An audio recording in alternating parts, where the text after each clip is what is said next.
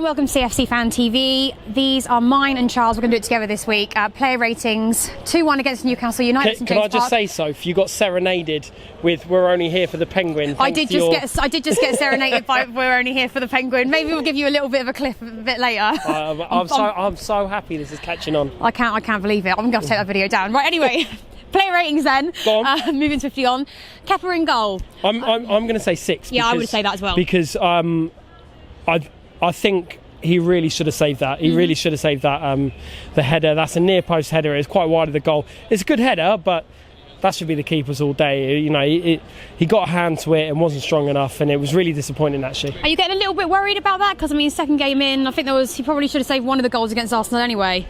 One couldn't be helped, but it's very early days. I mean, he's a very young keeper. I think Sarri's admitted as soon as he came in that he wasn't at the level of Courtois. Clearly, Courtois had to go. I'm just a bit worried when we come to playing like Man City. That's my only concern. So I think we're getting the win, so it's not too bad. Yeah, no, of course. Look, I mean, I don't want to stand here and slag a Chelsea keeper off after he's played 3 games, but look, he certainly should have saved that, and as you say, arguably could have done better with one of the Arsenal goals. Well, learning curve, innit? That's the thing with this keeper. He's 23 years old. It's going to be a learning curve. Yeah. Okay, then back line then. Going to start with Rudiger. I would give Rudiger an 8, wouldn't you? Yeah. If not more, I thought, especially second half, he was kind of at the fulcrum of what we were doing well. It would have been such a sick goal if it had gone in, not hit the bar. But nevertheless, I like that. I was standing next to my mate Callum, who who as soon as he shot, he goes, "Why are you shooting, you idiot?" And then it hit the bar, and he was like, I'll shut up now." And then he tried to justify. It by going, "Oh, well, you missed, didn't he?" No, but some of them are going to have to take some initiative, and that's what we want to see. We need to see a little bit of that sparkle back anyway. No, exactly. Look, I think Rudiger's our best defender, as I said in the other video. Okay, David Luiz. 7. You know, I think it's. I think he's forming a partnership with Rudiger. It's still early days. I don't think it was quite as impressive as Rudiger in terms of being the fulcrum of how we play. Rudiger's just a little bit more. He studies things out. Bit more. What's the word? Controlled. He controls himself a little bit more. Yeah. Exactly. Very good stuff. And the whole back line today play well. They didn't have much of a sniff really. So yeah. Okay then, Alonso.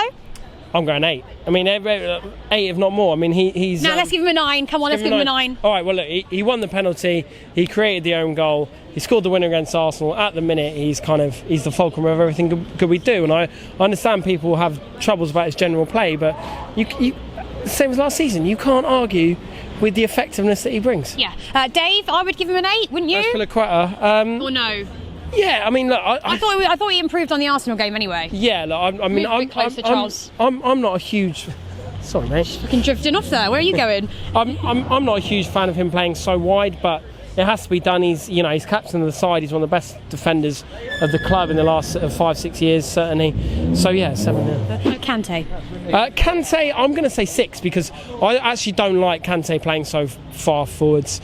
I don't think he adds enough. I thought he played well, because he always plays well. They did take the ball off him a couple of times today. Well, look, I don't think he plays well enough. I don't really like this thing where he bombs on so much forwards because, A, I don't think he's creative enough to be doing that, or enough for a goal threat to be doing that, and B, I think more than anything we lack him further down. I think we lack his screen in front of the defence, and I think they're a poor side today.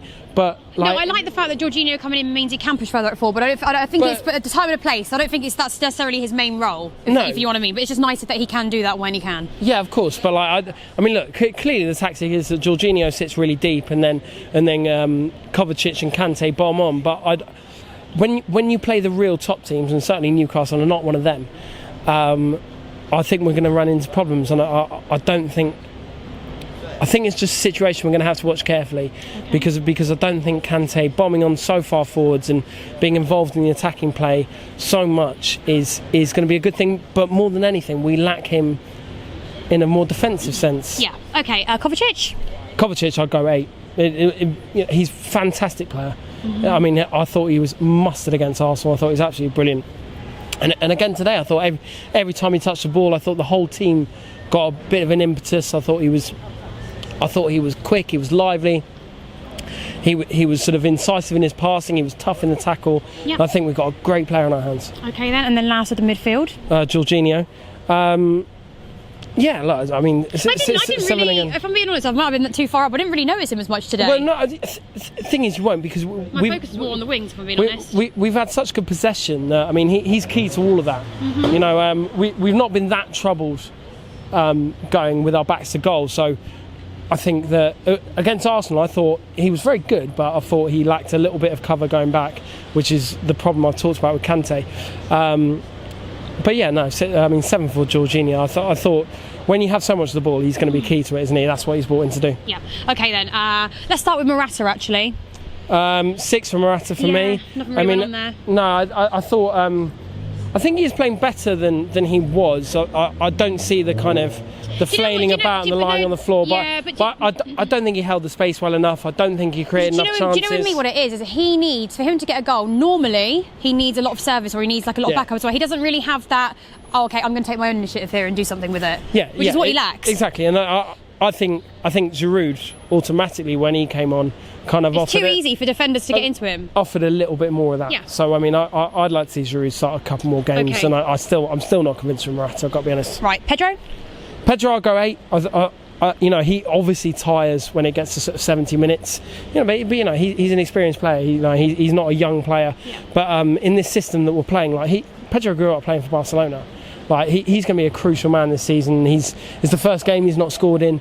And you know, I think we're very lucky to have a player of Pedro's quality. For sure. Willian, when he came on, I'd give him an 8 to be honest. I think he brought a bit of life to the game. Yeah, he did. And it was noticeable that short time he was on. No, he was a lot more central than he usually is. He was driving through the middle. He was creating some chances. So look, I mean, Willian can be. I'm happy he's at Chelsea at the moment, if I'm being honest. Yeah, no, of course. It looked like he might leave, but it was very good to see him come on and provide that bit of spark, which is exactly what we needed. Yeah, and last but not least, Eden Hazard. I would go 9.